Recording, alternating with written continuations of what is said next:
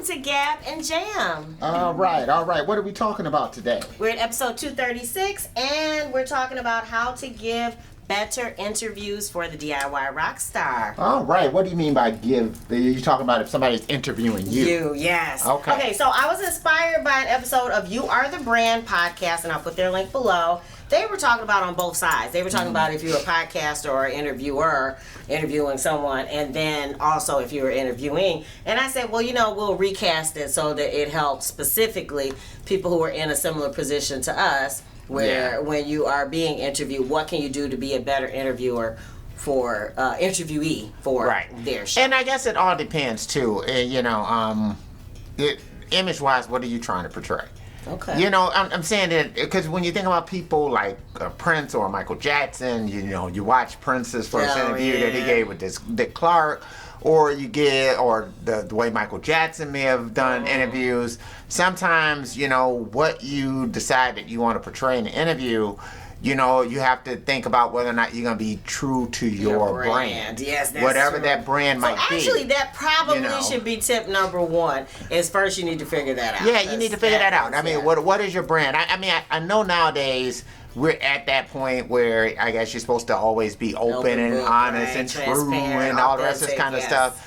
And, and that's great, but I do think that people still like mystery. I do think that people still like intrigue. Yeah. And I still feel like I don't know who Doja Cat is. Yeah. I don't care how many times she's given interviews, she's talked and all the rest of this type of stuff. I feel like I am seeing Doja Cat, the character. Persona, yes. So I see Doja Cat. So I don't even know what her real name is. Right. So again, I mean, so and you got to think about that. Yeah. When you're portraying what's out there, what do you want people to see? Okay, I like that. So that would be number one.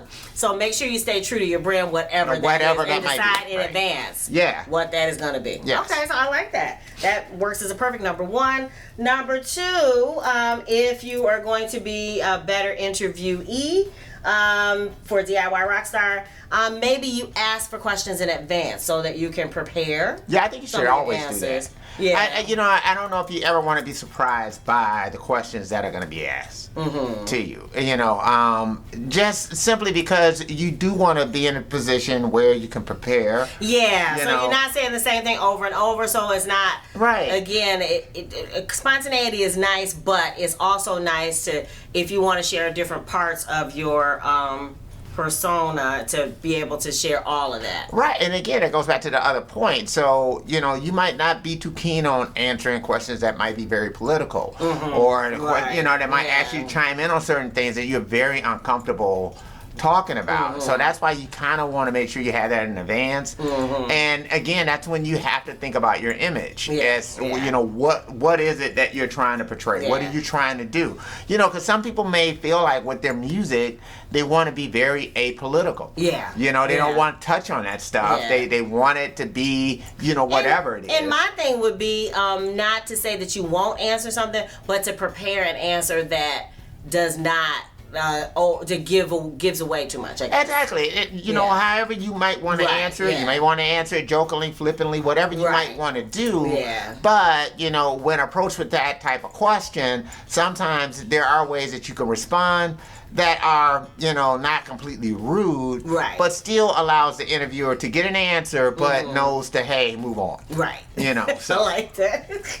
All right, so the next thing to consider in order to give better interviews or to be a better interviewee is, I would say, decide what you want to share within the interview, which kind of piggybacks on what you're talking about. But in my case, originally we were talking about if you're plugging a show, telling folks about a new release or whatever, that kind of have that in your mind. Usually when you approach people or they approach you, usually it's to plug something. But there may be times when there's an off time, or you're between projects and you're not sure which one. So kind of have that in your mind before you even interview, so that you can make sure that you plug that, whatever it is. Yeah, I mean, there might be certain goals that you want to make sure that you get accomplished with it. Now, sometimes it might just be a matter of just exposure, or it just could be whatever. It could just be just an honest conversation. I think we've done that where we just have done just honest conversations or whatever, just going back and forth.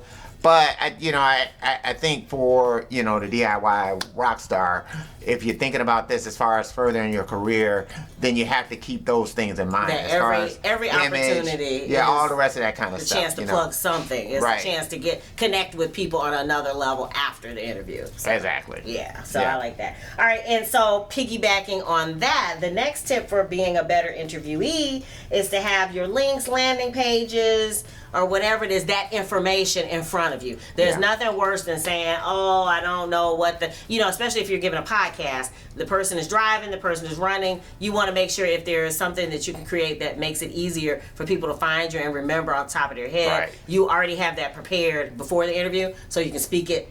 Yeah, it should be kind of part of your elevator speech. Yeah. Just think about it that sense. That these are just certain things that you should always be ready to kind of tag and tell people about all the time. But if there's something specific like show tickets, access your music, or even check out your social media, kind of have that already queued up as far as, hey, like for us, search Prejippie. Yeah. You will find www.prejippie.com. Right. Whatever it might be. Right. Then that way you know where to find us in case you're doing something where you can't stop and check out the links below. Right. Yeah, so it's nice to have that in advance. Well, you might not be in a position where, especially if somebody else is interviewing you, you might not control the content at the end of the day. So that's why you need to be able to verbally speak it. So that's important. Yeah. All right.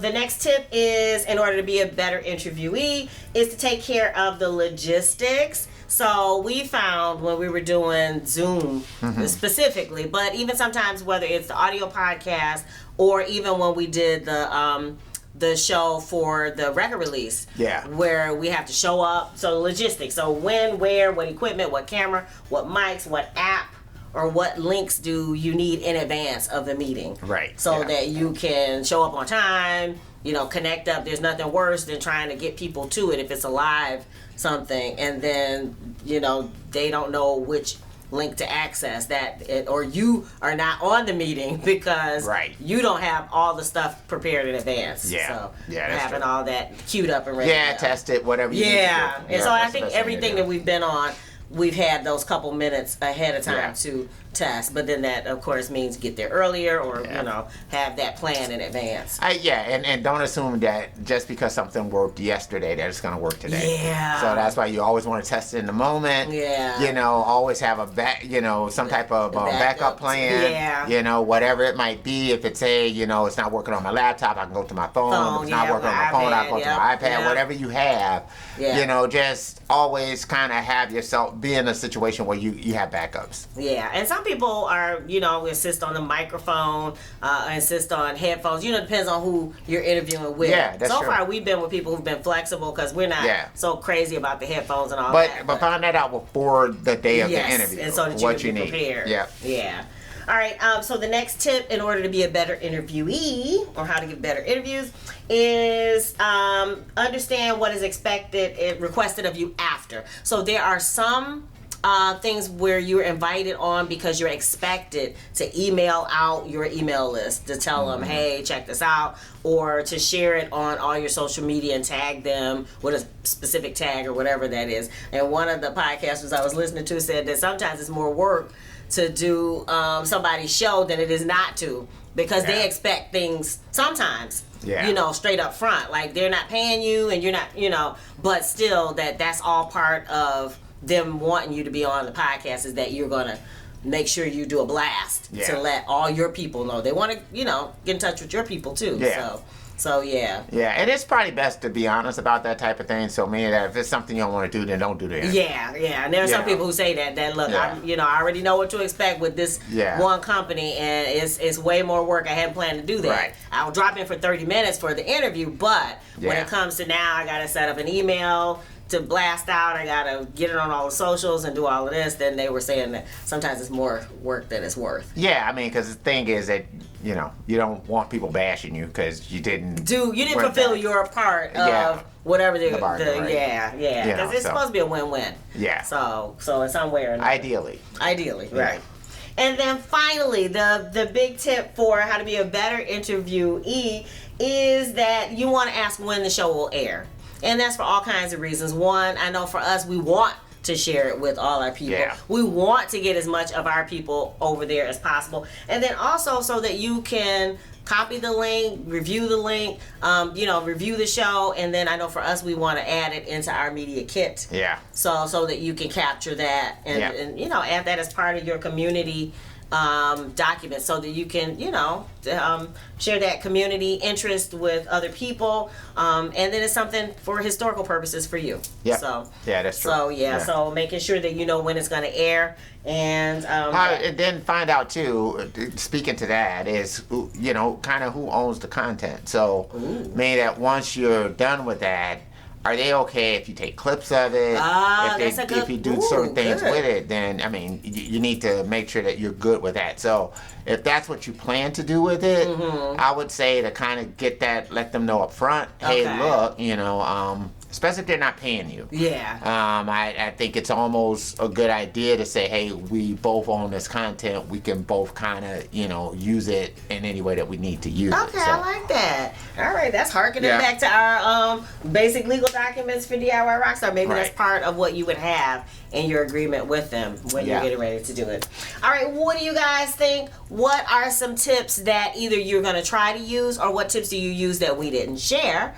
Please leave it in the comments below. And as usual, Sugar Fit, you can stream it everywhere, and then also you can get it on Amazon. You can get it on CD Baby. Yeah, some everywhere. You can stream it anywhere. You can also get the CD. Physical CD on CD Baby, and you can also get it on Bandcamp. Yes. Also, we have ringtones. All 15 songs on Sugar Fit have their very own ringtone, so that you know when your phone rings because you're having a Sugar Fit. Yeah. All right. If you dig the vibe and you want to be a part of the tribe, be sure to subscribe. We're wishing you love, peace, and chicken grease.